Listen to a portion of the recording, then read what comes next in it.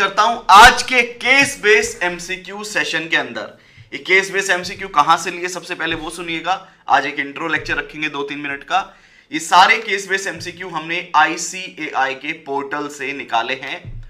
हमने total 22 MCQs case base MCQ वहां से निकाले हैं, जिसके अंदर हर क्वेश्चन के अंदर तकरीबन 4 और 5 क्वेश्चंस आपको देखने को मिलेंगे।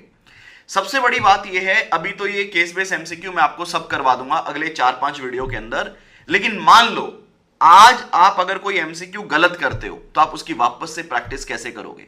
अपने को एग्जाम की तैयारी करनी है और अपने पास दोबारा इतना समय भी नहीं होगा कि हम ये सारे केस बेस एमसीक्यू दोबारा करें, क्योंकि समय कम है। एक ही बार करना है और एक बार ऐसे करना है कि अगली बार सिर्फ वो करना पड़े जिसमें अपनी गलती है। तो गुड मॉर्निंग, राधे राधे। तो सभी सबसे पहले क्या करेंगे सुनिएगा। आप लोगों ने अभी पोर्टल एमसीक्यू कर लिए, नहीं किए तो 7 लेक्चर है उसके, वो भी कर लेना। उसमें मैंने एक नोटबुक बनवाई है। अब आपने नोटबुक के अंदर एक पेज छोड़ देना है। अपने सारे पोर्टल एमसीक्यू हो गए। हेडिंग बनाओ केस बेस एमसीक्यू, ठीक है। हेडिंग बना लो केस बेस एमसीक्यू। फिर यहां पे सोर्स लिखो कि कहां से, क्योंकि फ्यूचर में बेटा भूल जाओगे कौन से एमसीक्यू, आईटीपी के एमसीक्यू, एमटीपी के एमसीक्यू, आईसीआई स्टडी मटेरियल के केस बेस एमसीक्यू, या कपिल सर के क्वेश्चन जो मेरी बुक है वहां के केस बेस एमसीक्यू। क्योंकि हम इतना सब करने वाले हैं तो सोर्स जरूर लिखो ICAI पोर्टल एमसीक्यू, ठीक है, ताकि आपको पता रहे कि मैंने कौन सा क्वेश्चन कहां से गलत किया है। यहां पे आपने क्या करना है, क्वेश्चन नंबर 1 से लेकर टोटल 22 क्वेश्चन रहेंगे, 22 केस बेस एमसीक्यू रहेंगे। हमने ये PDF completely free of cost मेरे टेलीग्राम पे अवेलेबल करवा दी है। जब वीडियो स्टार्ट हुई होगी तो एक QR कोड भी आया होगा, आप उसको स्कैन करके टेलीग्राम पे जा सकते हैं, या वीडियो के कमेंट सेक्शन में या डिस्क्रिप्शन में भी जनरली मैं लिंक देता हूं। तो आपने क्या करना है, क्वेश्चन 1, एक क्वेश्चन में जनरली 5 क्वेश्चन है, तो आपने यहां ये करना है 1 2 3 4 5, ठीक है। फिर उसके बाद क्वेश्चन नंबर 2 आप एक लाइन और छोड़ सकते हैं, अपने लिए कोई रिमार्क लिखना चाहें, कोई क्वेश्चन आपने गलत कर दिया मान लो, फिर उसका कोई नोट बनाना हो आपको, तो 1-2 लाइन छोड़ दो। Question number 2 1 2 3 4 5। तो इस तरह से सभी स्टूडेंट क्वेश्चन नंबर 22 तक 1 से 5 तक फटाफट से बना लेंगे 2-3 पेज में। सर आज के 22 के 22 करवा दोगे? नहीं, आज हम ट्राई करेंगे 15-20 क्वेश्चन करने की, मतलब इंडिविजुअल बेसिस पे। तो 3 और 4 केस बेस एमसीक्यू हम करने की कोशिश करेंगे। और एक और बात, आज मैं आ रहा हूं बाबा बैद्यनाथ धाम, अगर कोई जानता है तो देवघर झारखंड में है ये। बस अभी 2 घंटे के बाद मेरी फ्लाइट है, 2-2.5 घंटे के बाद। सोचा क्लास लेकर एयरपोर्ट भागूंगा, तो फ्लाइट आई थिंक 1-1.5 घंटे डिले भी है, तो मेरे लिए मार्जिन मिल गया मुझे। तो मैं आ रहा हूं आज बाबा बैद्यनाथ धाम देवघर, ठीक है जी। अगर कोई मिलना चाहे मुझसे, अगर वहां से है तो, ये झारखंड में पड़ता है, पटना से शायद 5 घंटे का रास्ता है। तो कल भी वही हूं, आज जा रहा हूं, कल मेरी वापसी की फ्लाइट है। आ जाओ जी। वीडियो को लाइक कर दीजिएगा, अगर कोई डाउट हो मुझसे पूछ लीजिएगा। मैं अब आपके सामने स्टार्ट कर रहा हूं। ये पूरी पीडीएफ मैं फिर से बता रहा हूं टेलीग्राम पे अवेलेबल है, आप ले लो भाई। मेहनत करनी पड़ेगी, और अगर अभी से मेहनत नहीं की तो 50 दिन रह गए आपके एग्जाम के दिन आ जाएंगे और आप तड़पते रहोगे, और फिर नंबर आएंगे 40-50। फिर मेरे से मत बोलना कि सर नंबर नहीं आया, ठीक है।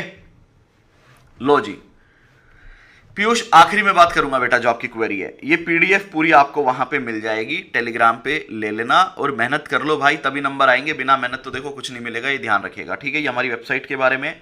जब भी आप फ्यूचर में किसी भी सब्जेक्ट की क्लास लेते हो, सीए इंडिया से लेना, मैं आपको वादा कर रहा हूं आपको कुछ ना कुछ एडिशनल जरूर मिलेगा। ऐसा हो सकता है खरीदते टाइम ना आपको वही प्राइस पे करना पड़े जो पूरी मार्केट में पे कर रहे हो आप, ठीक है, जो पूरे भारत में पे कर रहे हो किसी भी फैकल्टी के लिए। लेकिन आपका भाई वादा कर रहा है, आपके पास भगवान कृष्ण आकर जरूर आपको कुछ एडिशनल देंगे। बता नहीं रहा क्या देंगे क्या नहीं देंगे, but you will be happy, बस, ठीक है। उसके बाद ये आपके रैंकर है, इस सीट को हमें अपडेट करना है, ये अपडेटेड नहीं है। ये है आपका क्वेश्चन नंबर 1। हमने क्वेश्चन को क्या लिखा है, चैप्टर 1 लिखा है, ताकि कंफ्यूजन ना हो। क्वेश्चन 1 यहां भी, क्वेश्चन 1 यहां भी, तो चैप्टर 1 से चैप्टर 22 ये ICAI के केस बेस एमसीक्यू है। Are you guys ready for the session? जल्दी से बताओ, जल्दी बताओ, जल्दी बताओ। कैसी बातें करते हो पीयूष तिवारी भाई, ऐसे सुबह सुबह तुम इस मूड में हो? कह रहे लाइव में स्पीड इंक्रीज नहीं होती। नालायक, मैं कैसे बोल, कैसे सुनोगे? Are you guys ready? भाई अगर स्पीड इंक्रीज करनी है तो बाद में देख लेना, मेरे को तुम कबूतर मत बनाओ। जल्दी जल्दी जल्दी सर, सुबह बच्चे कम आते हैं फिर भी आप सुबह ही लाइव लेते हो, रात को बच्चे 3 गुना आते हैं फिर आप रात को लाइव क्यों नहीं लेते? बेटा अपनी सेहत और अपना टाइम इंपॉर्टेंट है, अपने हिसाब से पढ़ाऊंगा, कम बच्चे पढ़ा लूंगा, कोई दिक्कत नहीं है, ठीक है? जिसको देखना है रिकॉर्डेड में देखे, अपन अपने सेहत का ध्यान रखेंगे। लो जी, कपिल सर क्या बात है, पैसा कमाने का लालच नहीं है क्या? भाई पैसे का क्या काम जब जिंदगी निपट जाएगी। जब सेहत ही नहीं होगी, जब शरीर ही नहीं होगा तो इस पैसे का क्या करेंगे आप बताओ। चलो जी सर, अब आप क्वेश्चन रीड करवाओ। मैं JJ एंड एसोसिएट, बेटा अगर कोई भी दिक्कत हो तो प्लीज कमेंट करके बताइएगा, लेकिन सिर्फ और सिर्फ केस बेस MCQ के रिगार्डिंग। आई होप आपने वो नंबर लिख लिए हैं, अभी आप 5-7 तक भी लिख लोगे, चैप्टर 5-6 या क्वेश्चन 5-6 तक भी, देन इट इज फाइन। लो जी, JJ एंड एसोसिएट, तो किसी ने तो बोला है, तुमने नहीं बोला तो ऊपर चला गया कमेंट। लो जी, JJ and Associate having office in Chennai are statutory auditor under Companies Act 2013 of a company। JJ Associate भैया ऑडिटर है किसी कंपनी के, स्वीट अरोमा प्राइवेट लिमिटेड, नाम भी आ गया, कंपनी का नाम क्या है? Sweet aroma private limited. Engage in business of obtaining and manufacturing rice from paddy catering to both domestic as well as international market mainly in Gulf nation. वो क्या करती है?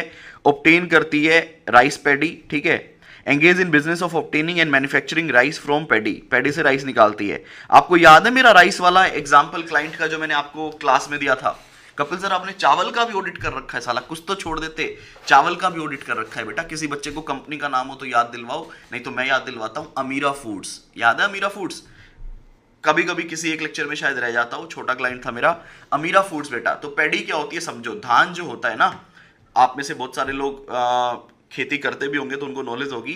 होता क्या है, जो धान होता है उसके अंदर चावल होता है, जैसे चावल के ऊपर एक छिलका होता है, उसे पैडी बोलते हैं। तो उस पैडी से चावल निकालना एक फैक्ट्री का काम है, उस पैडी को डाला जाता है मशीनों में, वो चावल को एक्सट्रैक्ट करती है।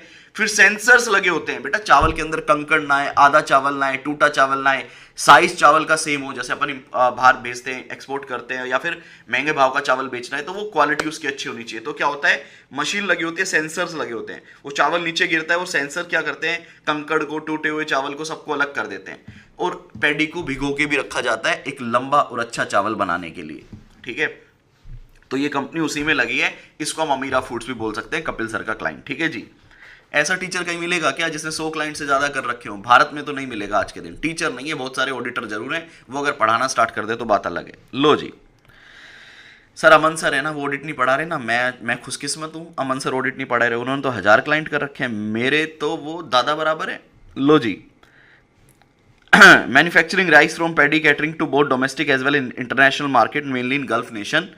The company has a huge plant capacity for rice extraction in one of the state in northern India. ये इसी क्लाइंट की तो बात नहीं कर रहे हैं, ये किसने बनाया है पता नहीं। Needless to state that inventory are in huge quantity in such type of business consisting of raw material, WIP and finished goods. तो सभी बच्चे कमेंट करके बताएंगे इस तरह के बिजनेस में इन्वेंट्री क्या होगी। The auditor wants to obtain sufficient appropriate audit evidence regarding inventory. Auditor जो है भैया sufficient appropriate audit evidence obtain करना चाह रहा है इन्वेंट्री के रिगार्डिंग, वो आपको बताना है, ठीक है जी, बिल्कुल ठीक है सर। लो जी, पहला क्वेश्चन मैं आपके स्क्रीन पे रीड कर रहा हूं, देखिएगा। अरे भाई हाँ जी देखिएगा, टंटना, which of the following is most likely to correct in relation to, बेटा कंटेंट दिख रहा है आपको? आई होप दिख रहा हो। पैडी होगी सर, बहुत बढ़िया Hitesh.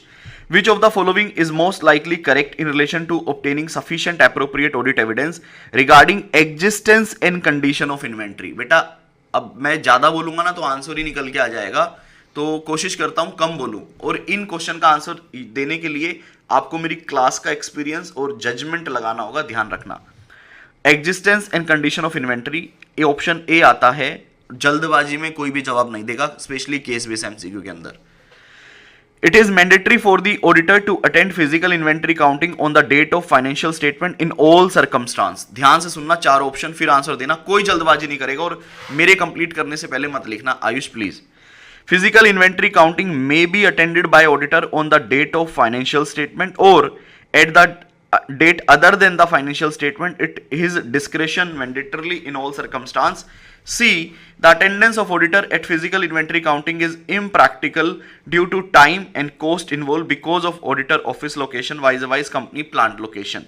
Hence, attendance at physical inventory counting may be skipped. An alternative audit procedure may be performed to obtain sufficient appropriate audit evidence. अब आप अपना आंसर लिखना चालू कर सकते हैं. D, the auditor shall attend at physical inventory counting unless impractical. However, issue of time and cost involved because of auditor office location vice company plant location is a not a valid basis for skipping physical inventory counting. Question number 1 का आप जवाब देंगे. हर question 2 mark का है, ध्यान रखिएगा. एक भी क्वेश्चन आपने गलत किया आप 2 नंबर लूज कर देंगे.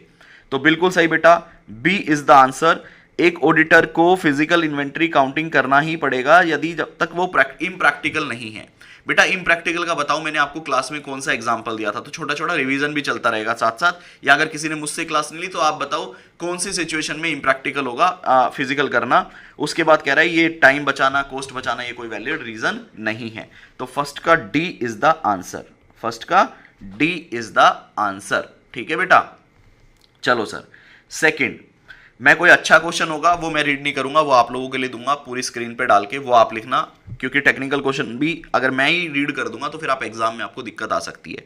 देखिएगा, below are given certain cluster of matters which are relevant in planning attendance of auditor at physical inventory counting. कह रहा है कुछ मैटर है जो प्लानिंग में हम यूज करते हैं. ठीक है, बॉर्डर के पार है क्लाइंट, ठीक है जी, पाकिस्तान वाला हो गया. और बताओ, Which of the following cluster consist of likely inappropriate combination? बताओ कौन सा आपको inappropriate लगता है. ऐसे 501 का ही है.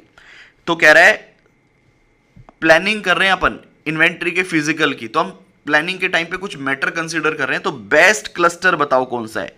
क्लस्टर को यहां पे आप सीक्वेंस भी बोल सकते हो. क्या बोलता है देखो, कह रहा है सबसे पहले हम नेचर ऑफ इन्वेंट्री देखेंगे, फिर देखेंगे time of physical inventory counting, stage of completion of WIP. दूसरे में कहता है हम nature of inventory, timing of physical inventory counting and valuation method देखेंगे. तीसरे में कहता है नेचर ऑफ इन्वेंट्री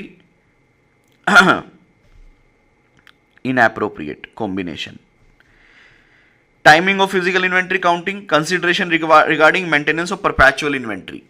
फोर्थ में कहता है हम रोमम देखेंगे, नेचर ऑफ इंटरनल कंट्रोल देखेंगे, consideration regarding maintenance of perpetual inventory देखेंगे. मैं सारे अंडरलाइन हटा रहा हूं क्योंकि पेपर में आपको कोई अंडरलाइन लगाकर नहीं देगा. आप बताओ बेटा इसका आंसर. अच्छा क्वेश्चन है मेरे हिसाब से भाई. केस बेस MCQ में ही आपका दिमाग खुलेगा, ध्यान रखना. केस बेस MCQ में ही आपका दिमाग खुलेगा, ध्यान रखना. और मैं फिर बोल रहा हूं, अच्छे से क्वेश्चन को रीड करके जवाब देना, नहीं तो लंबा कटेगा. जो बच्चे बोलते हैं ना मैं तो सोच रहा था मेरे 60 आएंगे, मेरे 40 आए, ये ऐसे ही गलत चेक करता है, वो इन्हीं में फंसते हो आप लोग. वो इन्हीं में फंसते हो आप लोग. वो इन्हीं में फंसते हो आप लोग. कट गया भाई सबका, लंबा कटा है. और एक बार क्वेश्चन रीड कर लो तसल्ली से लो, फिर मैं दोबारा मौका नहीं दूंगा. दोबारा देख लो चाहे से एक बार क्वेश्चन, फिर से मौका नहीं मिलेगा इस चीज का.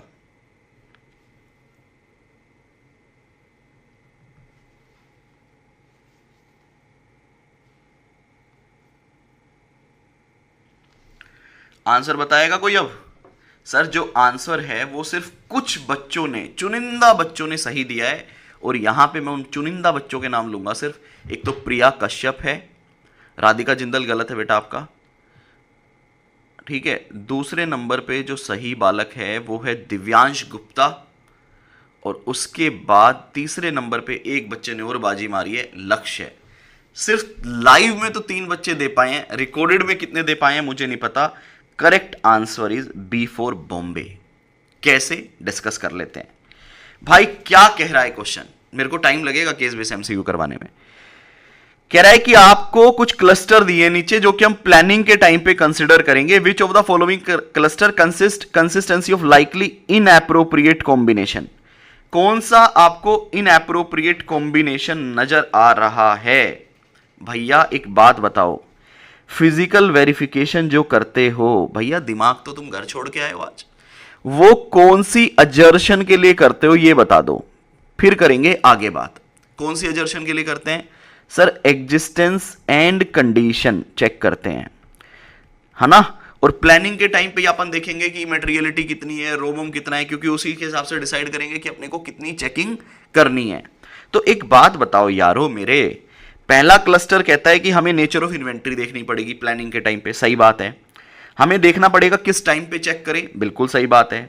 हमें देखना पड़ेगा कि इन्वेंट्री का स्टेज ऑफ कंप्लीशन क्या है, बिल्कुल सही बात है। इसका मतलब ये तीनों फैक्टर तो प्लानिंग पे कंसिडर किए जाएंगे। सी आ जाओ, कहता है नेचर ऑफ इन्वेंट्री, टाइमिंग और मेंटेनेंस ऑफ परपेचुअल इन्वेंट्री को भी हम कंसिडर करेंगे प्लानिंग पे, बिल्कुल सही बात है कि क्लाइंट कैसे मेंटेन कर रहा है।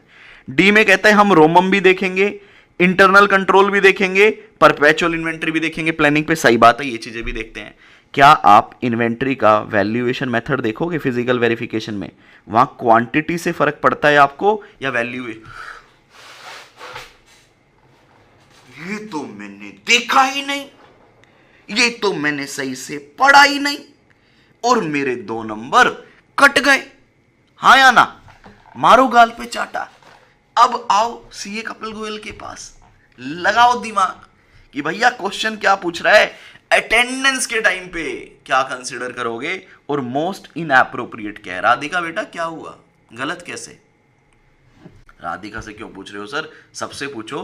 3 बालकों ने सही जवाब दिया है सिर्फ, लो जी अब पता चलेगा। जो 20 आउट ऑफ 20 ले रहे थे या 22 आउट ऑफ 22 ले रहे थे, अब बात करेंगे आपसे नंबर आपके।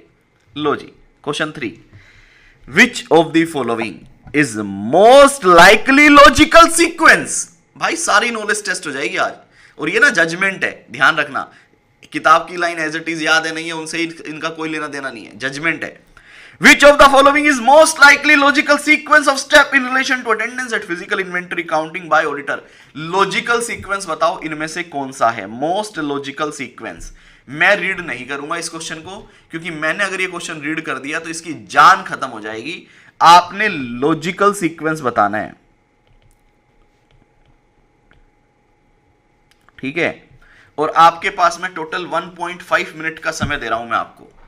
जिस बच्चे ने ये सारे केस बेस एमसीक्यू की वीडियो लगा दी, मैं आज आपको बता रहा हूं आपके एमसीक्यू में 30 आउट ऑफ 30 आएंगे, चाहे आज के दिन आपके 10 आउट ऑफ 30 आए, लेकिन एग्जाम में ये कन्वर्ट हो जाएंगे 30। मेरी बस एक बात ध्यान रखना, क्योंकि ना आप यहाँ पे रीड करना सीख जाओगे, आईसीआई की गलती पकड़ना सीख जाओगे, कैसे क्वेश्चन को रीड करना है वो सब सीख जाओगे। बड़ी जल्दी पढ़ निकाल दिया यार तुम लोग तो, चीता आदमी निकले। मैं ऐसे अंडर कपिल सर के बालक हैं हम, एक बार गलती करेंगे बार बार नहीं करेंगे, ध्यान रखो आप। अच्छा ये बात है, ये बात है। चलो जी, जब भी हम प्लानिंग करते हैं इन्वेंट्री का ऑडिट करते हैं, ठीक है, अटेंडेंस करते हैं, तो सबसे बताऊं ये क्वेश्चन आपने जल्दी क्यों पकड़ लिया, क्योंकि इस क्वेश्चन के ना आंसर गलत फ्रेम किए। इस क्वेश्चन को और टफ बनाया जा सकता था। सबसे पहले आपको पता है हम मैनेजमेंट का प्रोसेस देखते हैं कि आप कैसे इन्वेंट्री को रिकॉर्ड करते हो, और ये पहला पॉइंट ना सिर्फ पॉइंट डी में दिया हुआ है, इसलिए आपको आंसर पढ़ने की जरूरत ही नहीं थी। लेकिन अगर ये सेम बात evaluation of management procedure for recording and controlling result of inventory count, management का प्रोसेस क्या है पहले वो समझो। अगर वो ए में भी दे रखा होता और सी में भी दे रखा होता तो ये क्वेश्चन थोड़ा सा टफ हो जाता, लेकिन आईसीआई ने आपके लिए सिंपल बना दिया। जो स्टेप 1 था वो सिर्फ एक ही ऑप्शन के अंदर था, दैट इज डी, और ये आंसर सही बच्चों का ठीक है। मेरी उम्मीद से परे चले गए आप, बहुत बढ़िया, बहुत ही बढ़िया, उम्दा, क्या बात है। लो जी लो जी लो। अरे कल आपने ये नहीं बताया बूस्टर कोर्स लेना चाहिए नहीं लेना चाहिए। सर हमने नहीं बताया क्योंकि हमने नहीं लेना, हम क्यों पैसे दे जब फ्री में करवा रहे हो आप। ओह ये बात है, हाँ जी। During attendance at physical inventory counting the auditor inspect inventory. लो जी क्या कह रहा है, आप फिजिकल कर रहे हो इन्वेंट्री का, सुबह सुबह सही दिमाग रखो, आप फिजिकल कर रहे हो किसके साथ, इन्वेंट्री के साथ। The auditor inspect inventory, following outcome stated 1 2 3 are given below for the inspection procedure. कह रहा है फिजिकल करने के बाद 3 आउटकम हो सकते हैं, एक एग्जिस्टेंस ऑफ इन्वेंट्री पता चलेगा, दूसरा ओनरशिप ऑफ इन्वेंट्री पता चलेगा, तीसरा कस्टोडियन ऑफ इन्वेंट्री पता चलेगा। विच of the following statement is most likely true. भाई इन्हीं में से एग्जाम में आ जाएंगे, मैं आपको बता रहा हूं। ये क्वेश्चन एज इट इज आपको एग्जाम में देखने को मिल जाएंगे, फिर मत कहना कपिल सर ने बताया नहीं था। As it is copy paste, नाम भी ना बदले आईसीआई, ठीक है। Which of the following statement is most likely true. पहला outcome 1 2 and 3 are all necessary established after physical या इंस्पेक्शन, फिजिकल के इंस्पेक्शन के बाद. Only outcome 1 and 3 are established after inspection and outcome 2 is never established. Outcome 1 and 3 are established after inspection. However, outcome 2 may not be necessarily established. Outcome 2 and 3 are established after inspection. Outcome 1 may not be necessarily established.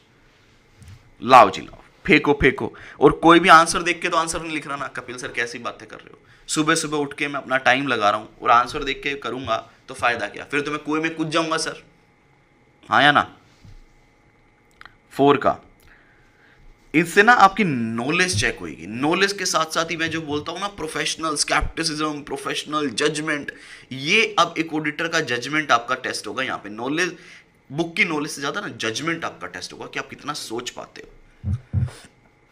देखते हैं कितने बच्चों ने सही जवाब दिया है 4 का. मैं तो देख लूं. हाँ देख लिया. सीए अंकित कुमार, हिमांशु, विनय अग्रवाल, चिराग, दिव्यांश गुप्ता, उसके बाद हितेश. आप बच्चों का जवाब बिल्कुल सही है. सी इज द आंसर. मुझे नहीं पता भाई बाकी बच्चे क्या सोच के उन्होंने ए या बाकी आंसर लिखा है. आप लॉजिकल तरीके से सोचो. जो इन्वेंट्री का फिजिकल करते हैं ना, वो एग्जिस्टेंस एंड कंडीशन के लिए करते हैं.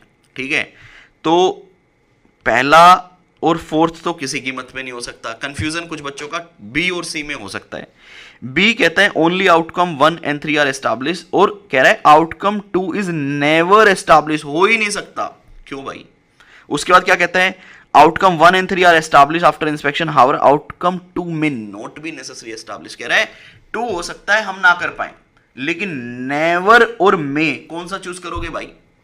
कौन सा चूज करोगे भाई. मान लो मैं फिजिकल इन्वेंटरी काउंटिंग कर रहा हूं, जो मैंने सैंपल निकाले हैं उनके मैं इनवॉइसेस अपने बंच में साथ लेके चल रहा हूं, साथ साथ मैं भी वो भी इंस्पेक्शन कर रहा हूं, तो ओनरशिप भी चेक की जा सकती है. लेकिन अगर आप सिर्फ फिजिकल कर रहे हो तो चेक होगी नहीं. तो वर्ड कौन सा यूज करोगे, नेवर या मे. सर मे यूज करेंगे. ठीक है, तो आंसर क्या आ गया, सी इज द आंसर. कितनों का सी कटा यहां पे जरा बताना. कितनों का सी कटा यहां पे. सर हमारा तो सी कट रहा है सारे क्वेश्चन में. आप बताओ मैं क्या करूं. कुछ मत करो, ये क्वेश्चन प्रैक्टिस करो. बार बार पढ़ने से नहीं आप ये क्वेश्चन अटेम्प्ट कर सकते. ये क्वेश्चन प्रैक्टिस से होंगे. एक बार मेरी वीडियो देख लो, अगर सारे गलत हो रहे हैं तो अगली बार खुद अटेम्प्ट करना. ठीक है, जो नोटबुक में ना वहां पे जो गलत हो रहा है उसके नीचे गलत लिखना. ठीक है, सही आंसर मत लिखना. सही आंसर इस पीडीएफ के आखिरी में दे रखे हैं. जैसे आपने अभी क्वेश्चन 1, 2, 3, 4, 5, मान लो आपका 2 और 3 गलत हो गया, तो सिर्फ गलत का मार्क करना, यहाँ पे सही आंसर मत लिखना, क्योंकि अगली बार जब प्रैक्टिस करोगे तो आपको आंसर दिख जाएगा. और ये भी तो पता होना चाहिए ना कि मुझे अगली बार सिर्फ कौन सा क्वेश्चन करना है. सारे एमसीक्यू थोड़ी ना करने बैठूंगा. तो ये सेकंड रिवीजन की प्लानिंग में साथ साथ करवा रहा हूं. लो जी, 5th क्वेश्चन देखिए. It was observe by the auditor that out of total rice physically counted on 31 मार्च 22. भाई जितना भी राइस आपने काउंट किया, about 67 quintal of rice belong to PQR, a proprietary concern which had sent paddy to this company plant for extraction of rice. एक proprietary concern है, उसका चावल है, उसने यहाँ पे राइस एक्सट्रैक्शन के लिए भेजा है. What would be treatment of this item in the financial statement of company? आप क्या करोगे. क्या कहता है, the value of 67 quintal rice would be reflected in the company financial. कह रहे कंपनी के फाइनेंशियल में आएगा 67 quintal rice. The value of 67 quintal rice would be reflected in company financial statement as per method valuation adopted by proprietor. कह रहा आएगा लेकिन valuation proprietor की लेंगे. Value of 67 quintal rice would not be reflected in company financial. Value of 67 quintal rice would be reflected in proprietary concept financial statement as per method of valuation adopted by the company. कह रहे proprietor की books में आएगा लेकिन method of valuation company बताएगी उसको. 5 का जवाब दो. ये तो बहुत ही थर्ड क्लास क्वेश्चन है. 5th का जवाब दीजिए फटाफट से.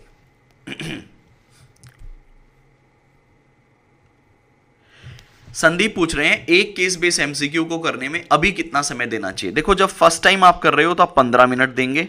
ठीक है, एग्जाम में ये ऑटोमेटिक कन्वर्ट हो जाएगा 10 मिनट में. और एग्जाम में भी अगर आप 15 मिनट देते हैं तो चलेगा, और अगर अभी आप 15 से 20 भी देते हो तो भी चलेगा. अगर अभी आपका 15 से 20 भी मिल रहा है तो चलेगा.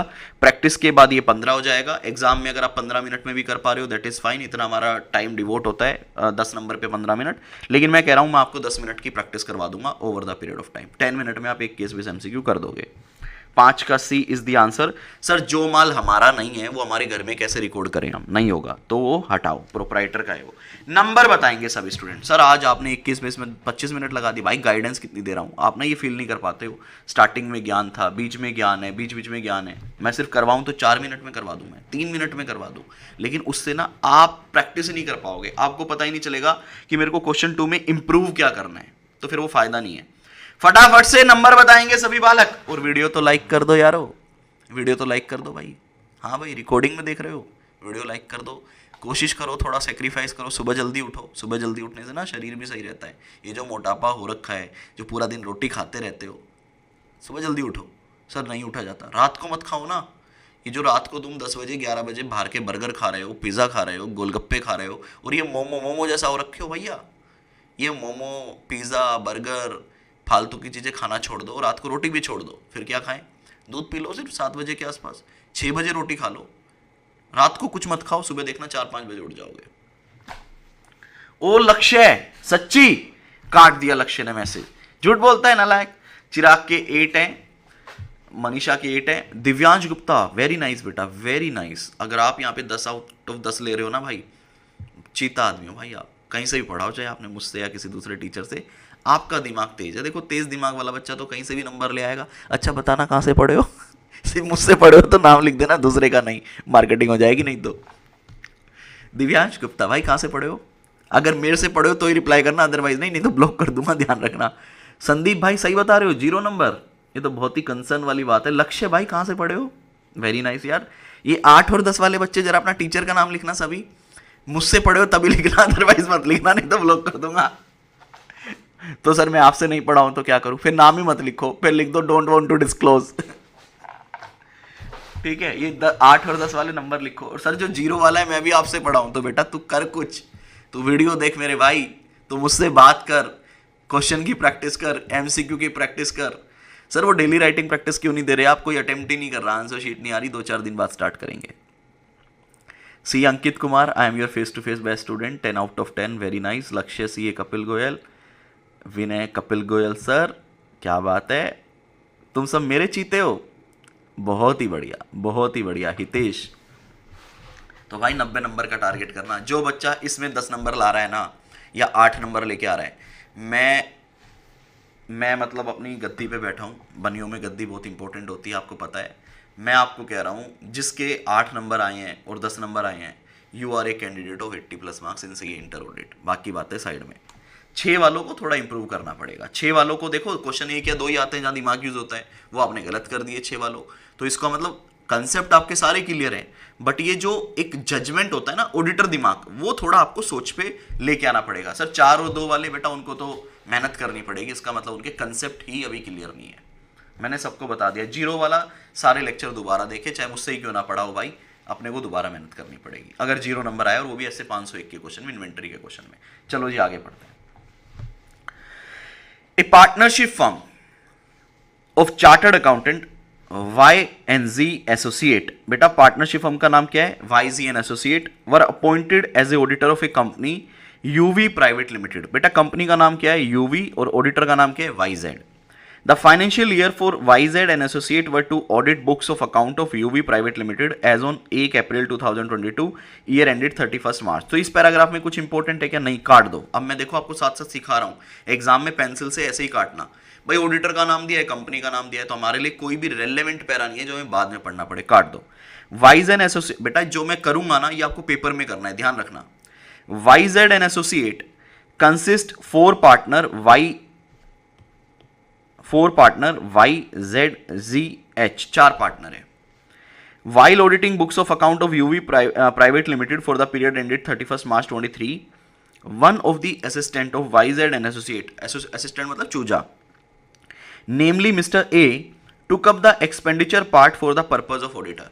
मतलब चूजे ने एक्सपेंडिचर का ऑडिट किया यहां तक। तो ये बस जनरल बात थी, इसको अपन कोई ज्यादा रेफरेंस के लिए लेने वाली है नहीं। आगे, the management of UV private limited had adopted various accounting policy and principle related to expenses which Mr. A मतलब चूजा was unable to understand।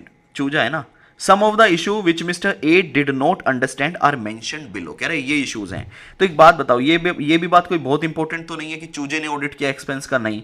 चूजे ने कुछ कंसर्न निकाले, वो 3 कंसर्न यहां दिए हैं। इसका मतलब ये भी अपने को बाद में कोई रीड करने के लिए मिलेगा नहीं, क्योंकि इसमें ऐसा कोई कंटेंट नहीं है जो मेरे को बाद में याद रखना है, वो चूजे ने ऑडिट किया था। नहीं, चूजा कोई भी कंसर्न निकाले दैट्स फाइन। मतलब मेन बात है ये 3 पॉइंट है, बाकी पूरी की स्टडी आपको दोबारा रीड करने की जरूरत नहीं है। देखो ये टाइम सेव कर रहा हूं आपका। 3 पॉइंट क्या कहता है, देखो चूजे के क्या कंसर्न थे।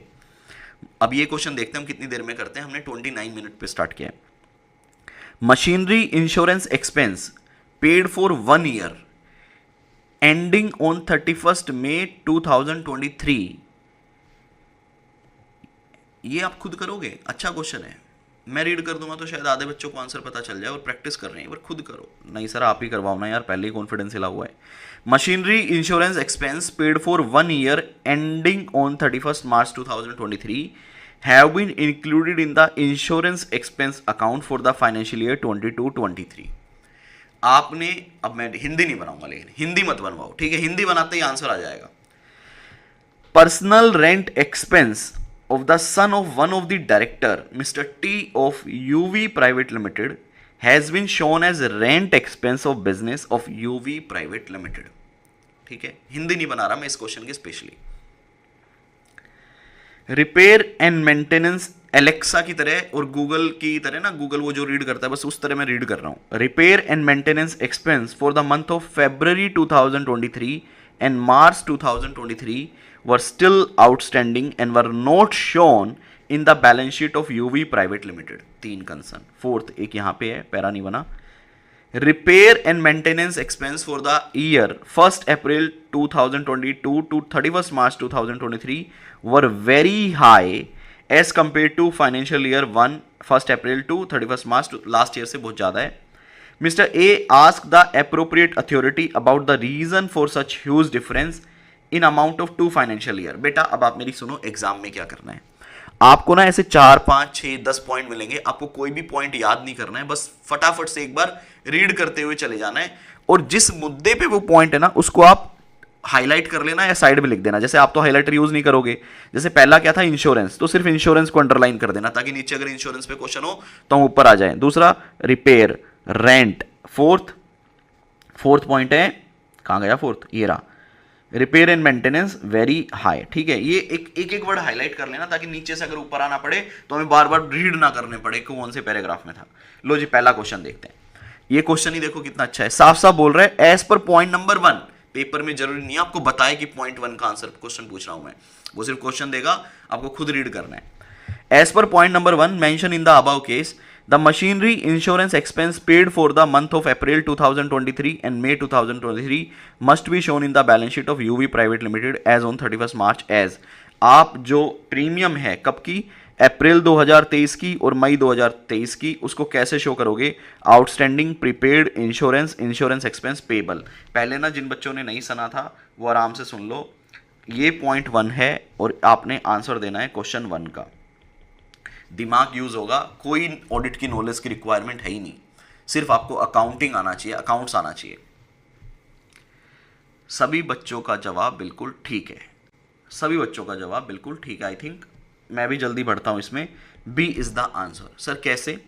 बेटा आप एक बात बताओ, आपके अकाउंट्स टीचर ने आपको बताया होगा जो इंश्योरेंस प्रीमियम है जनरली, वो हम जनरल इंश्योरेंस की जो प्रीमियम होती है वो 12 महीने की जाती है, 12 मंथ्स की जाती है। ठीक है, अगर मैंने किसी इंश्योरेंस प्रीमियम को पे किया मान लो 31 दिसंबर को, तो इसका मतलब ये इंश्योरेंस प्रीमियम जो है ये मेरी कब तक है, 31 दिसंबर से, एक तो 31 मार्च जो मेरा ईयर खत्म हो जाएगा, 3 महीने, और इसके बाद 1 अप्रैल से नया साल स्टार्ट होगा। इस इंश्योरेंस की वैलिडिटी कब तक होगी, 12 महीने की। तो ये अगले 9 महीने के लिए भी है ये इंश्योरेंस, जो कि अगला साल स्टार्ट हो गया। तो ये 9 मंथ का खर्चा जो नेक्स्ट ईयर का था ये हमने 31 मार्च को पे कर दिया, मतलब प्री पे कर दिया। तो 3 महीने का खर्चा तो कहां चला जाएगा, P&L में। 9 मंथ का खर्चा कहां चला जाएगा, प्रीपेड एक्सपेंस में। तो जिन्होंने भी प्रीपेड एक्सपेंस बोला है बिल्कुल सही बोला है बेटा, वेरी नाइस, वेरी नाइस। ठीक है, सेकंड का पर्सनल रेंट अरे क्वेश्चन रीड करो। As per point number 2 mentioned above in the case, the personal rent expense for the son of one of the director of Mr. T was added to rent expense of business of UV Private Limited, the amount of personal rent expense of the son of director Mr. T must be subtracted from rent expense of business of UV Private Limited, remain added, be added, subtract twice. भाई इसका तो वैसे ही बता दो, कुछ देखने की जरूरत ही नहीं है। ये कहां सत्यम, कहां जा रहे हो आप? सत्यम इतना एडवांस नहीं चलना भाई, अदरवाइज मैं टाइम आउट कर दूंगा आपको। आप सोच रहे हो कि कपिल सर को अच्छा लगेगा, मेरे को पता है पीडीएफ है, आप क्वेश्चन रीड करके सही जवाब दे रहे हो, दैट्स फाइन, बट इतना एडवांस नहीं चल सकते आप। मेरे क्वेश्चन रीड करने से पहले आप स्क्रीन पे आंसर नहीं डाल सकते। इससे होता क्या है, जो बाकी बच्चे देख रहे हैं उनका माइंड ही काम नहीं करेगा, वो कहेंगे यार आंसर तो आ गया, क्या दिमाग लगाऊं। तो कोई भी बच्चा क्वेश्चन कंप्लीट होने से पहले जवाब पोस्ट नहीं करेगा, अदरवाइज मुझे मजबूरन आपको टाइम आउट करना पड़ेगा, लाइव क्लास का मजा खत्म हो जाएगा। ए इज द आंसर, आप सभी बिल्कुल सही हैं, उसको हटाना पड़ेगा। Third question, as per point number 3, मैं दोबारा बता रहा हूं, जैसे यहां तो क्वेश्चन आसान है, as per point number 3 exam में पॉइंट नंबर 3 2 नहीं देगा शायद, आपको खुद देखना पड़ेगा किस पॉइंट से रिलेट कर रहा है।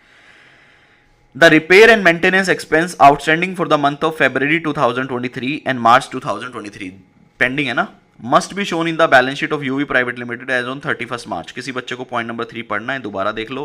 कह रहा है जो रिपेयर एंड मेंटेनेंस एक्सपेंस है फरवरी और मार्च का, वो आउटस्टैंडिंग है और बैलेंस शीट में नहीं दिखा रखा। तो अब आप जवाब दो, क्या दोगे? Prepaid repair and maintenance expense डाल दो, रिपेयर एंड मेंटेनेंस एक्सपेंस डाल दो, repair and maintenance expense paid in advance डाल दो, repair and maintenance expense payable डाल दो। ये थर्ड क्लास क्वेश्चन है, इस पे मैं ना ही तो आपकी नॉलेज चेक करूंगा, ना ही आपको बोलूंगा कि ये वो फलाना ढिमकाना। मेरे हिसाब से बस अभी तक पहला क्वेश्चन बढ़िया था, फर्स्ट क्वेश्चन। सर पेबल डाल देंगे, रिपेयर एंड मेंटेनेंस पेबल, ठीक है। फोर्थ क्वेश्चन देखिए, एज पर पॉइंट नंबर 4, लो जी कर लिए 7 मिनट में सारे क्वेश्चन, 7 मिनट्स में we are done with all the question. तो मतलब केस बेस एमसीक्यू में ना किसी में टाइम लगेगा, किसी में नहीं लगेगा, एवरेज आपकी 15 मिनट का समय लगेगा। As per point number 4 mention in the case अब mister A ask the appropriate authority for reason of huge difference in the amount of 2 financial year of repair and maintenance by appropriate authority, Mr. A was referring to, किसको refer कर रहा है बताओ? All employee of UV, management of UV, member of UV, any one director of UV, बताओ। 4 का बताइए। ओहो मैं पानी नहीं लाया क्या आज, रोज भुलाता हूं। 4 का जल्दी बताइए। राधिका, लक्ष्य, सभी बच्चों का बिल्कुल सही आ गया है। सर हम जो रीजन पूछते हैं वो मैनेजमेंट से पूछते हैं सबसे पहले। किसी बच्चे ने डायरेक्टर किया है, गलत किया है भैया, मैनेजमेंट से पूछते हैं। अगर मैनेजमेंट भी हेल्प नहीं करती तो उसके बाद हम दोस्त चार्ज विद गवर्नेंस के पास जाते हैं। 4 ही क्वेश्चन थे, फटाफट से आउट ऑफ 8 अपने मार्क्स बताओ। 8 मार्क्स में से आपके कितने मार्क्स आए हैं वो बताओ, और अपनी नोटबुक में अपडेट कर लेना। अगर कोई गलत हुआ है तो अगली बार आके सिर्फ आपको वही देखना है। जल्दी अपने मार्क्स बताएंगे and I am going to read question number 3। 3 तो करें, वैसे मेरा जिम जाऊं या ना जाऊं समझ ही नहीं आ रहा। सर चले जाओ, आज 2 ही करवा दो, 15 मिनट और लगेगी, 7:15 कर लो यार, कर लो। अब माहौल बना हुआ है, कर लो, क्योंकि स्टार्टिंग में 10 मिनट तो बेस बनाने में लगता है। कर लो 10 मिनट और थोड़ा फास्ट करेंगे इस क्वेश्चन को, ठीक है? ओके सर, 8 आउट ऑफ 8 बहुत ही बढ़िया, सही बच्चों के अच्छा है वो। अगर कोई 6 लिखता है यहाँ पे तो मुझे थोड़ा बुरा लगता, लेकिन सभी बच्चों के 8 आउट ऑफ 8 है, ये बहुत अच्छे लगा मुझे। वो प्रीपेड एक्सपेंस वाला बस एक क्वेश्चन अच्छा था, बाकी सारे बेकार क्वेश्चन थे। तो आप क्वेश्चन 2 को तो चाहे काट ही दो, अगली बार कभी देखना ही मत। लो जी, ये पढ़ो question number 3।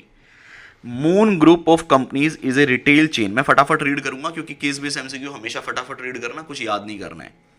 Moon Group of Company is a retail chain involved in selling of daily consumable needs directly to the customer. They are in the process of appointing an audit firm for the audit of their accounts for the financial year 21-22. Moon Group is a South Indian based consumer store having a total of 16 outlet across 4 cities in South India. 16 outlet है 4 शहरों में, ठीक है भाई, basic बात थी।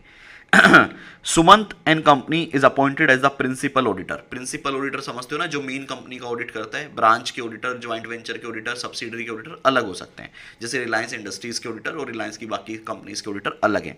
तो Sumant and company जो है वो प्रिंसिपल ऑडिटर हैं for the entire group. Companies act 2030 prescribe in detail the terms of the audit engagement. Further there are many branch auditor, बहुत सारे ब्रांच ऑडिटर हैं। अच्छा एक बात बताओ, इस पे स्टैंडर्ड कौन सा लगेगा?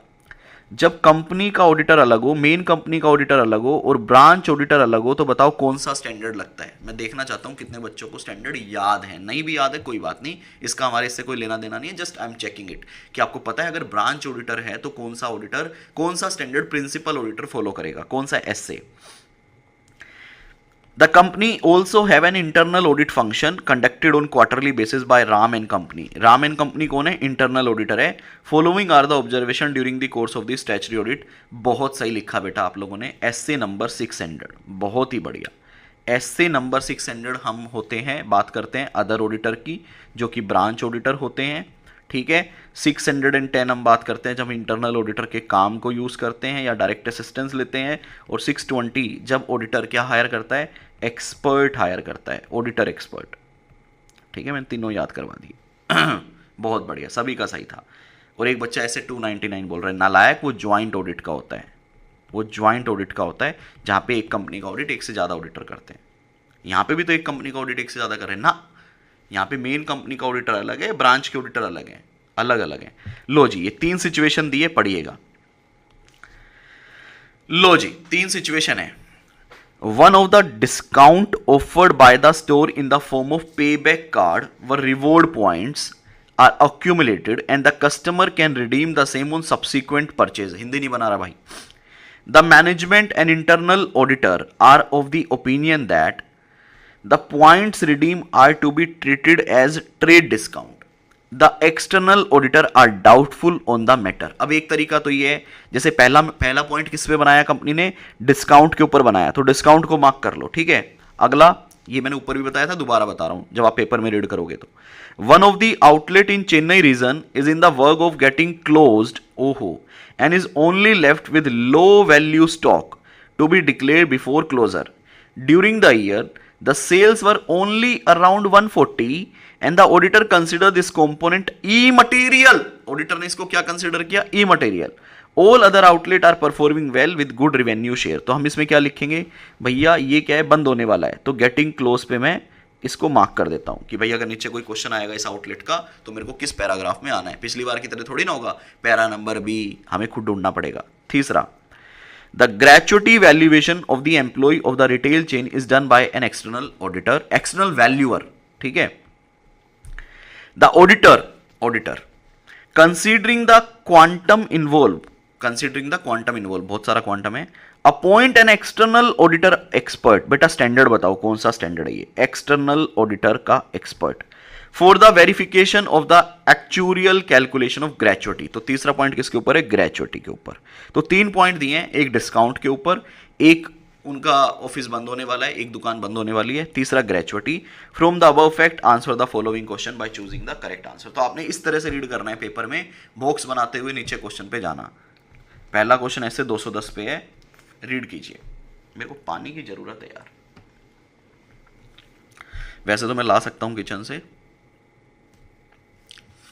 रुक जाता हूं 10 सेकेंड।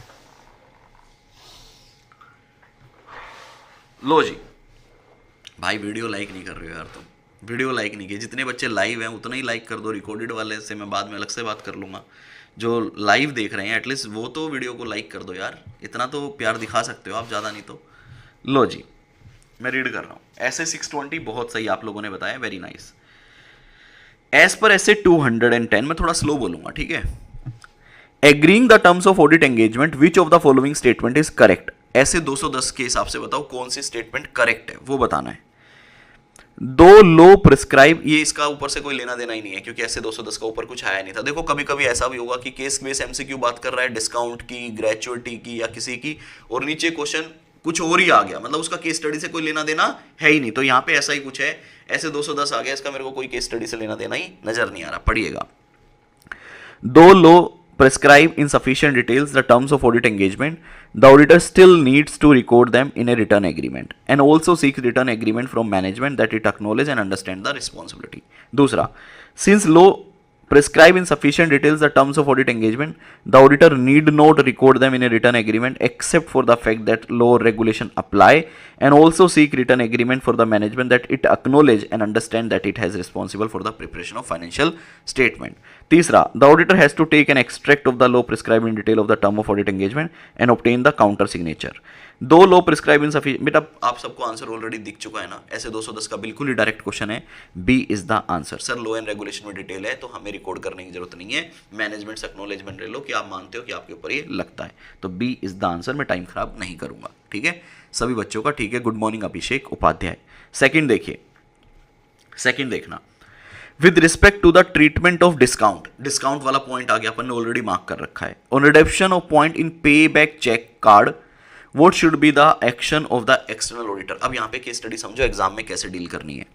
आपने क्वेश्चन रीड किया, ऊपर जाके अभी केस स्टडी रीड नहीं करनी, पहले आपको क्या करना है, पहले आपको सारे आंसर रीड करने हैं, फिर अगर आपको लगे कि भैया दीपक क्लास चल रही है भाई, बाद में बात करूंगा, बहुत अच्छी बात है, बहुत अच्छी बात है फिर अगर आपको लगे कि आपको केस स्टडी रीड करने की जरूरत है तो ऊपर जाके केस स्टडी रीड करना। क्या कहता है देखो, the auditor can place reliance and go by the opinion of the branch auditor and internal auditor as they have only done a through detail audit of accounts. कह रहे हैं अब branch का देख लो, ब्रांच ने क्या किया उसको फॉलो कर लो। The auditor can place reliance on the management accounting policy, कह रहे हैं मैनेजमेंट की अकाउंटिंग पॉलिसी पे रिलाई कर लो। मैं आगे पढ़ रहा हूं। The external auditor has a sole responsibility for the audit opinion express and hence he should perform procedure to satisfy himself on the correct treatment and issue opinion accordingly. D कहता है the auditor can advise management on the correct treatment but can not qualify his opinion as branch auditor opinion has the higher authority than external auditor opinion. Answer दो बेटा, judgement base पे सही answer दे सकते हो आप।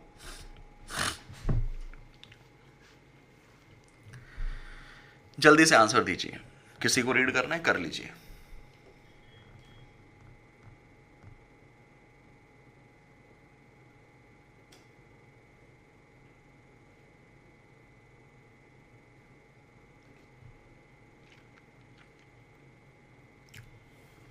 सी is the answer. Sir external auditor की अपनी responsibility है, उसे सब कुछ चेक कर कर ही करेक्ट ट्रीटमेंट देना होगा और उसके हिसाब से ही ओपिनियन देना होगा। Third question,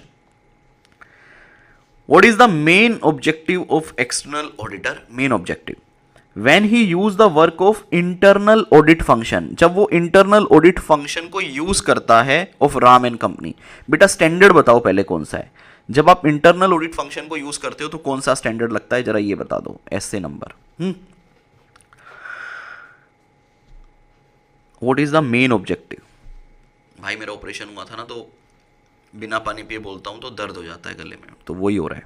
A, to determine as to which area what extend the work can be use and whether the work is adequate for the purpose of audit. ठीक है, मेरा क्वेश्चन दोबारा पढ़ रहा हूं, ठीक है। To determine as to which area, ऐसे 610 सभी बच्चों ने बिल्कुल सही बताया है। To determine as to which area what extent the work can be used and whether that work is adequate for the purpose of audit, बिल्कुल ठीक है ये बात। To appropriately direct, supervise and review the work of the internal audit function। तीसरा, review the shit यार मुझसे गलती हो गई, review the internal audit report and audit the area not covered by internal audit function। Inquiry from management on the special point that arose during internal audit and follow up on the course of action of those point। बताओ मुझसे क्या गलती हुई। Answer जो है वो ए is the right answer. जो हमारा ऑब्जेक्टिव है वो ये है, क्या हम इंटरनल ऑडिटर को यूज कर सकते हैं, अगर हाँ तो कितना यूज कर सकते हैं, किस एरिया में यूज कर सकते हैं। ये बात सही है, मैंने ये बोल दिया था, तो इसका मतलब आपको आंसर वहीं से पता चल गया था। ये बातें गलत क्यों हैं सर, ये कह रहा है डायरेक्ट करो, सुपरवाइज करो, रिव्यू करो वर्क ऑफ इंटरनल ऑडिटर के। सर ये तब होता है जब हम उसका डायरेक्ट असिस्टेंस लेते हैं। यहाँ पे ये बात क्या कर रहे हैं, जब हम उसका काम यूज़ कर रहे हैं। उसके बाद सर हम रिव्यू कर सकते हैं इंटरनल ऑडिट रिपोर्ट, लेकिन हम ऑडिट नहीं करने बैठेंगे, इंटरनल ऑडिट नहीं करने बैठेंगे, हम स्टैट ऑडिट ही करेंगे। ठीक है, उसके बाद क्या कह रहा है कि मैनेजमेंट से डिस्कस करो इंटरनल ऑडिट रिपोर्ट और उसके पॉइंट और बाकी सारी बातें, फालतू की बातें ये सारी कम इंटरनल ऑडिटर अपना खुद करेगा, तो ये सारी बातें ही बेकार है।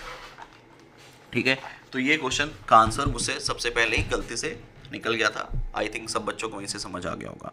फोर्थ देखिए, the external auditor finds that branch auditor of outlet in Chennai region which is in the work of closing down, एक closing down वाली ब्रांच थी ना, audited by an auditor who is not a member of the ICI। भाई branch audit का जो audit हुआ है ना, छोटी ब्रांच है, उसका किसी दूसरे ने ऑडिट कर दिया, वो सीए नहीं है।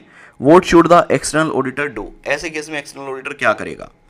Since the professional competence of auditor is in question, the external auditor should himself visit the premise and audit the accounts. दूसरा, since the financial statement of the component is immaterial, the provision of SA 600 do not apply.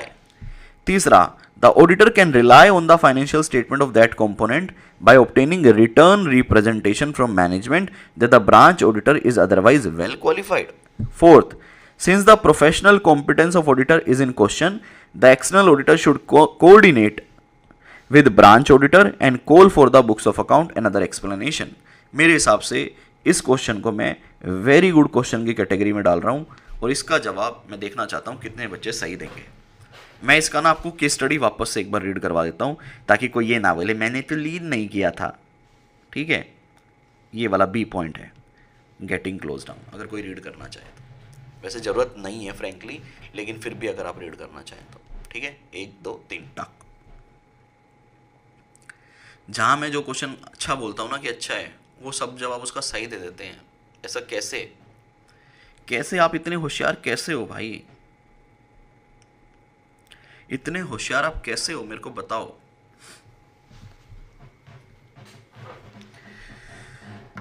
मजे की बात बताऊं, सब बच्चों का answer बिल्कुल गलत है.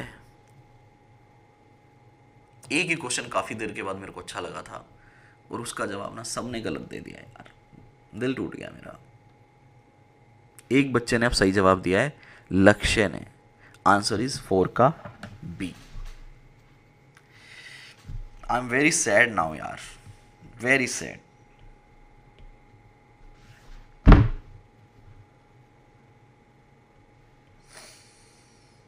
सैड इसलिए हूं क्योंकि अगर इस तरह का पेपर में क्वेश्चन आएगा तो आप ना 30 आउट ऑफ 30 की जगह 28 पे लटक जाओगे यार.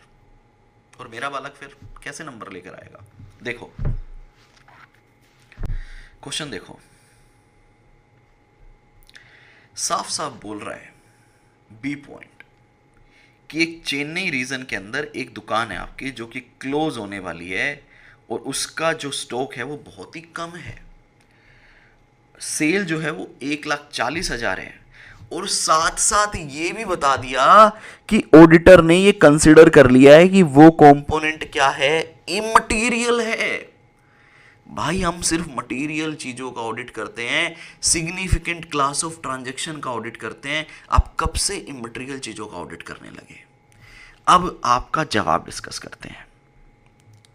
आपने कहा कि भैया सामने वाले की कॉम्पिटेंस पे क्वेश्चन है, वो सही बंदा ही नहीं है ऑडिटर, तो हम खुद जाएंगे. अरे मैं इतना वेला हूं क्या कि मटेरियल चीज को ऑडिट करने जाऊंगा? रिक्वायरमेंट ही नहीं है. गलत. Auditor can rely statement of component by obtaining WR. WR तो वैसे ही आंसर नहीं होता, तो सी तो मुझे लगता है किसी ने वैसे ही सेलेक्ट नहीं किया होगा क्योंकि WR is not an audit evidence, it's a corroborative audit evidence. तो सी तो बिल्कुल ही गलत है. डी क्या कहता है? प्रोफेशनल कॉम्पिटेंस क्वेश्चन में है तो एक बात काम करो, आप उससे कोऑर्डिनेट करो. अरे नलायक को, जब उसकी कॉम्पिटेंसी क्वेश्चन में है तो उससे बात ही क्यों करोगे? यहीं से समझ जाते. और कह रहे बुक्स ऑफ अकाउंट मंगवाओ और एक्सप्लेनेशन दो. वाई? चौथा तीसरा बी पॉइंट बिल्कुल ठीक है. Since the financial statement of component is immaterial. Question का आंसर चिल्ला चिल्ला के बोल रहा है इमटेरियल. तुमको नहीं सुनाई दिया, लेकिन ऐसे 600 डू नॉट अप्लाई. ऐसे 600 पढ़ोगे ना तो पहली लाइन में लिखा हुआ है मटेरियल कंपोनेंट. अरे उसको छोड़ो, ऐसे 320 भी तो पढ़ाया है, 315 भी तो पढ़ाया है. जहां रिस्क ज्यादा हो, जहां मटेरियल हो, जो सिग्निफिकेंट क्लास ऑफ ट्रांजैक्शन हो, उसका ऑडिट किया जाता है. थापड़ लगाओ, थापड़. ये क्वेश्चन मेरे को सही चाहिए था, बट खैर कोई बात नहीं. अभी हम गलती करेंगे, एग्जाम में मत करना. क्वेश्चन को थोड़ा सा लॉजिकली पढ़ना. ऑडिट में दिमाग से ज्यादा ना रीडिंग स्किल चाहिए, मेरी बात ध्यान रखना. दिमाग से ज्यादा रीडिंग स्किल है तो आप 80 और 90 वाले स्टूडेंट में पता है डिफरेंस क्या होता है? एक स्टूडेंट है जिसके 78 मार्क्स आए और एक स्टूडेंट है जिसके 98. नॉलेज का डिफरेंस नहीं है मेरे भाई, नॉलेज दोनों को बराबर है, कंसेप्ट नॉलेज. उसका रीडिंग स्किल जबरदस्त है 90 वाले का, बस उसका जजमेंट थोड़ा सा बेटर है. ये डिफरेंस होता है आखिरी में 80 प्लस और बाकी सब में. लो जी, गुड मॉर्निंग. 5th क्वेश्चन देखिए. Which of these is not a factor? Which of these not a factor affecting the external auditor evaluation of objectivity of internal audit function? ठीक है. A. whether the organizational status of internal audit function support the ability of the function to be free from bias, conflict of interest or undue influence of other to override professional judgment. B, whether internal audit function is free from any conflicting responsibility. C, whether internal auditor have adequate technical training and proficiency in auditing. D, whether those charged with governance oversee employment decision relating to internal audit function. इस question को भी मैं डाल रहा हूँ super good question की category में, क्योंकि भाई जजमेंट का ना जबरदस्त इस्तेमाल है। एमसीक्यू केस बेस एमसीक्यू 3 में क्वेश्चन नंबर 4 और 5 ही दमदार क्वेश्चन है, बाकी सब तो मेरे हिसाब से फालतू के क्वेश्चन थे। इस क्वेश्चन का आंसर देखते हैं कितने बच्चे, और कोई आंसर देख के नहीं देगा, नहीं तो आप फेल होने की तैयारी कर रहे हो, पहले बता रहा हूं। कोई भी जवाब देखकर बिल्कुल नहीं बताएगा कि आंसर देख के लिख दो भैया, पक्का फेल हो जाओगे एग्जाम में।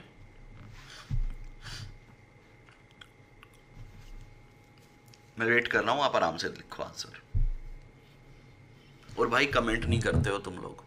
कल की वीडियो जो हमारी आखिरी वीडियो थी नॉर्मल पोर्टल एमसीक्यू की, मैंने आप सबसे रिक्वेस्ट की थी कि प्लीज़ लिखना कि यू विल स्कोर 90 मार्क्स या यू विल स्कोर 80 मार्क्स या आई लव यू लिख देना। 25 बच्चों के कमेंट हैं, आउट ऑफ 100-200 बच्चे लाइव देखते हैं, 100 के आसपास, और बाद में 1500-2000 बच्चे तक देखते हैं। 25 कमेंट, मतलब लिटरली मेरा ना काम करने का मोटिवेशन, फ्री में पढ़ाने का मेरा मोटिवेशन खत्म हो जाता है। मेरे को लगता है यार वो 400 बच्चे जिनसे फीस लेते हैं ना, वो 400 के 400 कमेंट करते हैं, 400 के 400 पार्टिसिपेट करते हैं।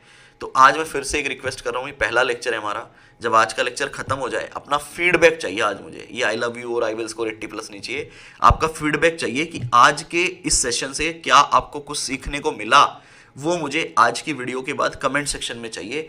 जिसको इंग्लिश नहीं लिखनी आती हिंदी में लिख देना, चाहे कैसे भी लिख देना, आपका फीडबैक चाहिए भाई आज कम से कम, ठीक है। 5th का जो जवाब है वो है, आधे बच्चे जवाब ही नहीं दे रहे भाई, पता नहीं क्यों। आंसर तो लिखो भाई, तभी तो मैं आगे बढ़ूंगा।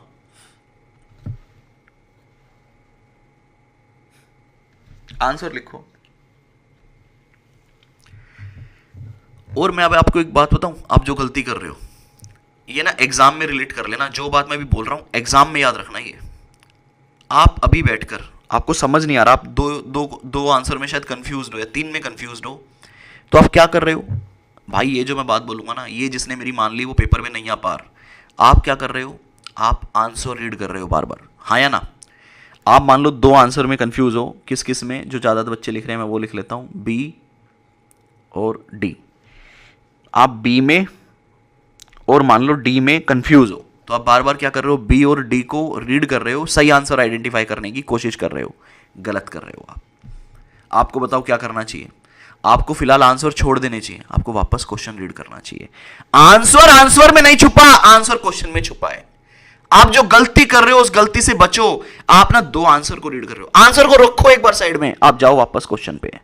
आंसर कहां पे है, क्वेश्चन में है मेरे भाई। क्वेश्चन समझ आ गया, आंसर आंखों के सामने आ जाएगा।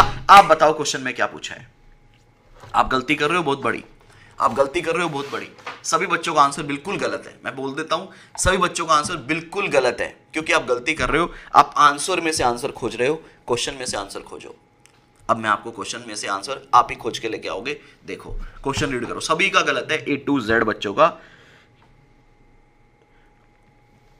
मंथन शाह, विनय अग्रवाल और पीयूष तिवारी, इन 3 बच्चों का जवाब सही है। Answer is C for cat, ठीक है, सी इज द आंसर। और जितने भी बच्चे बी और डी बोल रहे थे सब गलत हैं। अब जरा आंसर खोज लो आप। बहुत बढ़िया बेटा, 3 बच्चे हैं, तीनों मजा आ गया। क्या कहता है देखो, which one of these is not a factor affecting the external auditor evaluation of the objectivity। कह रहा है कौन सा ऐसा फैक्टर नहीं है, नॉट ए फैक्टर, जो किसको इफेक्ट करे, ऑब्जेक्टिविटी को। सबसे पहले बताओ ऑब्जेक्टिविटी का मतलब क्या है, कि I can work according to myself. एक ऑडिटर के किसको दर्शाता है, ये इंडिपेंडेंस को दर्शाता है, हाँ या ना। चैप्टर 1 में पढ़कर आए हो। ऑब्जेक्टिविटी मेरी स्ट्रॉन्ग होनी चाहिए, कॉम्प्रोमाइज नहीं होनी चाहिए, ठीक है। ऑब्जेक्टिविटी मेरी स्ट्रॉन्ग होनी चाहिए, कोई कॉम्प्रोमाइज ना करे। अब ये बताओ कौन सा ऐसा फैक्टर है जो ऑब्जेक्टिविटी को कॉम्प्रोमाइज नहीं करता, अफेक्ट नहीं करता। मतलब मेरे इंडिपेंडेंस सॉलिड होना चाहिए। पहला पॉइंट क्या कहता है, क्या ऑर्गेनाइजेशन का स्टेटस उसको सपोर्ट करता है, अगर हाँ तो वो इंडिपेंडेंट रहेगा। ये पॉइंट तो बिल्कुल ही ठीक है, इसमें आपका कोई किसी तरह का डाउट नहीं होना चाहिए, ठीक है। दूसरा कह रहा है weather internal audit function is free from any conflicting responsibility, if yes तो भैया वो इंडिपेंडेंटली काम करेगा, अगर कंफ्लिक्ट कर रहा है उसका काम तो फिर वो इंडिपेंडेंट कैसे काम करेगा। तो इसका मतलब बी पॉइंट बी बिल्कुल बढ़िया है, कोई भी उसके पास ऐसा काम ना करे कंफ्लिक्ट हो, भाई मैं ये अकाउंटिंग कर रहा हूं मैं भी ऑडिट कर रहा हूं कंफ्लिक्ट करेगा, तो ऐसा नहीं होना चाहिए। पहले फोर्थ देखो, पहले गलत देखो, पहले सही देखो, whether those charge with governance oversee employment decision relating to internal audit function, क्या टीसीडब्ल्यूजी उसके एम्प्लॉयमेंट में साथ देते हैं, अगर देंगे तो सही बंदा सेलेक्ट करेंगे, इंडिपेंडेंट पार्टी सेलेक्ट करेंगे, कॉम्पिटेंट बंदा सेलेक्ट करेंगे, इंडिपेंडेंट रहेगा। D is nice, weather internal auditor have adequate technical training and proficiency. बेटा एक बात बताओ, टेक्निकल ट्रेनिंग और मेरी नॉलेज में मेरा एक्सपीरियंस ये क्या मेरे इंडिपेंडेंस को एनहांस करेगा, मेरी प्रोफेशनल नॉलेज मेरी कॉम्पिटेंस को एनहांस करेगा। सर ये तो नॉलेज को एनहांस करेगा, कॉम्पिटेंस को एनहांस करेगा, इंडिपेंडेंस को इससे कोई लेना देना नहीं है। तो आंसर क्या आया, सी इज द आंसर। आपको आइडेंटिफाई करना पड़ेगा क्वेश्चन क्या पूछ रहा है। क्वेश्चन पूछ रहा है ऑब्जेक्टिविटी को कौन सा फैक्टर इफेक्ट नहीं करेगा। अब अपने मार्क्स बताएंगे आउट ऑफ 10। ये थर्ड केस बेस एमसीक्यू मुझे बहुत अच्छा लगा। पेपर में भी ऐसे थोड़ी ना होगा कि 5 क्वेश्चन आए, पांचों के पांचों मुश्किल आ गए, 5 में से 1 या 2 मुश्किल आ सकते हैं। तो 6 नंबर तो मान लो पूरा दुनिया इकट्ठा करेगा, वो 8 और 10 वाले जो होते हैं ना उसके लिए चाहिए रीडिंग स्किल। इसीलिए ये केस बेस एमसीक्यू के सेशन आपको हेल्प करेंगे ताकि पेपर में आप अच्छे से क्वेश्चन पे फोकस करो ना कि आंसर पे। अगर जहां समझ नहीं आ रहा वहां क्वेश्चन दोबारा रीड करो, फिर आपको ओ वाह क्रिश वेरी नाइस, विनय अग्रवाल बहुत बढ़िया बेटा, आयुष दीक्षित 8, हितेश 8, कोई 10 वाला है क्या, राधिका जिंदल 6। बेटा राधिका आप जजमेंट यूज करो, नॉलेज ठीक है, कंसेप्ट ठीक है, जजमेंट और रीडिंग स्किल पे थोड़ा काम करना पड़ेगा। मुस्कान जजमेंट रीडिंग 8 वाले ठीक है, कोई एक आध क्वेश्चन गलत हो सकता है क्योंकि ये थोड़ा बहुत ही प्रोफेशनल लेवल के क्वेश्चन हो गए। बेटा सरफराज खान मैं आपसे हाथ जोड़कर विनती करता हूं, बहुत अच्छा लगा मेरे को पढ़कर, लेकिन ये मैसेज ना मेरे को कमेंट सेक्शन में चाहिए। मैं आज आपके सारे मैसेज टेलीग्राम पे पोस्ट करूंगा, ठीक है, तो कमेंट सेक्शन में देना। बहुत अच्छा लगा सरफराज खान आपका मैसेज मुझे।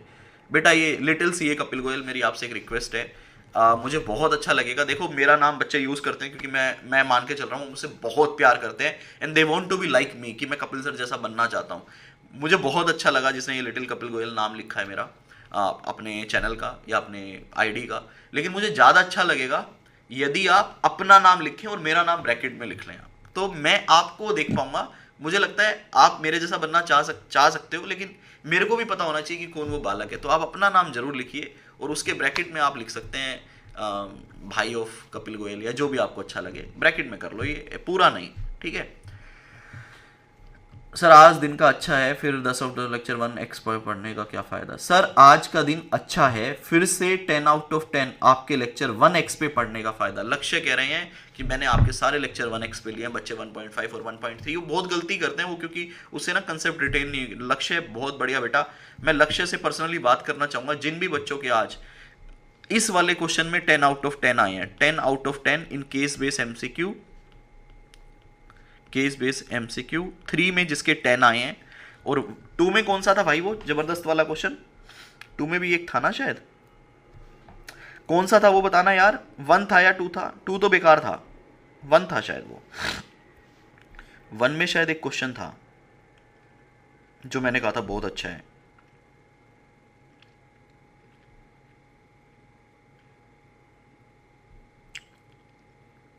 मैं भूल गया, मेरे को तो सारे आसान लगते हैं, मैं भूल गया।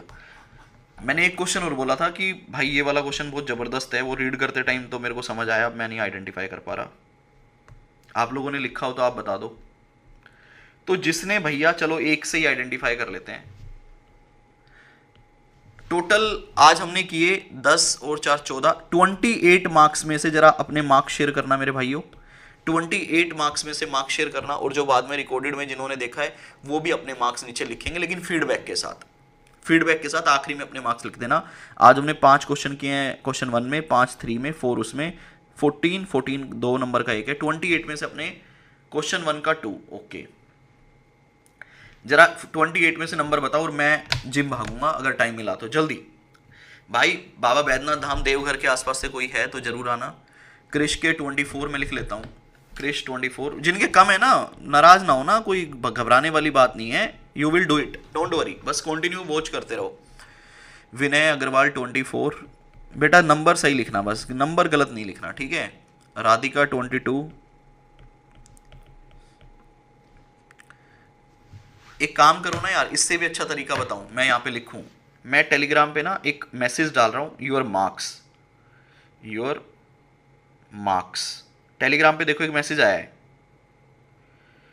शेयर योर मार्क्स, और मैं आप लोगों को कॉल करूंगा।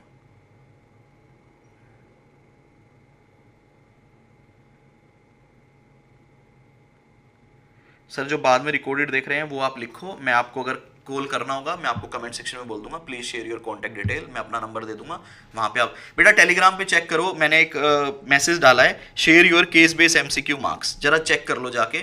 और आज की क्लास में इतना ही, आई होप आप लोगों ने बहुत इंजॉय किया होगा। ये तो बेटा अभी शुरुआत है, नाम सीए कपिल गोयल है, ऑडिट खून में डाल दूंगा, ये बात आप ध्यान रखिएगा, मैं ऐसे ही नहीं बोलता हूं ये बात, बच्चों का प्यार है, मेरी मेहनत है, मेरा लगाव है इस सब्जेक्ट के साथ, और पैशनेट हूं भाई अपने पढ़ाने के लिए, जान लगा दूंगा आपके साथ, आप जितनी जान नहीं लगाओगे उतनी जान मैं लगा दूंगा आपके पेपर के लिए। और ये बात जब आप 3 घंटे उस पेपर में बैठोगे ना, ऑडिट के पेपर में, आपको एक ही चीज याद आएगी, मेरी सारी बातें, मेरी सारी स्टेटमेंट, जो मैं आपको बता रहा हूं कि ऐसे क्वेश्चन रीड करना, ये करना, ये सारी बातें आपको एग्जाम में याद आएगी, और वो सारी बातें आपको 3 घंटे में पूरा 100 नंबर का पेपर अटेम्प्ट करवाएगी, और आप ऑडिट में लेकर आएंगे बहुत बेहतरीन मार्क्स, ये मैं आपसे वादा कर रहा हूं, इसमें मेरे को कोई डाउट नहीं है। पिछले तकरीबन 6 साल से मैं फॉर्मली पढ़ा रहा हूं, ऑफिशियली पढ़ा रहा हूं, तो मेरे को अपने ऊपर कॉन्फिडेंस है, अपने स्टूडेंट पे कॉन्फिडेंस है, अपनी टीचिंग मेथोडोलॉजी पे कॉन्फिडेंस है, back to back India highest number ला रहे हैं बच्चे, उस पे कॉन्फिडेंस है, इंडिया की मैक्सिमम रैंक ऑडिट की मेरे स्टूडेंट लेकर आते हैं, उस पे कॉन्फिडेंस है। आपको बस जुड़े रहना है, डेली लाइव वीडियोस देखनी है, कंसिस्टेंसी बरकरार रखनी है, क्योंकि कंसिस्टेंट रहोगे तभी आगे बढ़ोगे, मेहनत करते रहना, क्योंकि बिना मेहनत कुछ भी नहीं होगा, आप मेहनत करते रहेंगे, दुनिया आपके पीछे आएगी, और जीवन में वो सब हासिल करोगे जो आप हासिल करना चाहते हो। इसी के साथ आज का सेशन यहीं पे क्लोज करता हूं, कल शायद हमारी छुट्टी रहेगी क्योंकि मैं बाहर जा रहा हूं, और मिलते हैं परसों दोबारा से live on YouTube at 7 AM daily. Bye guys, take care, keep enjoying audit with Kapil. जय हिंद दोस्तों, एंजॉय करते रहिएगा, आगे बढ़ते रहिएगा, और अच्छा काम करते रहिएगा। Bye bye, take care, lots of love for you.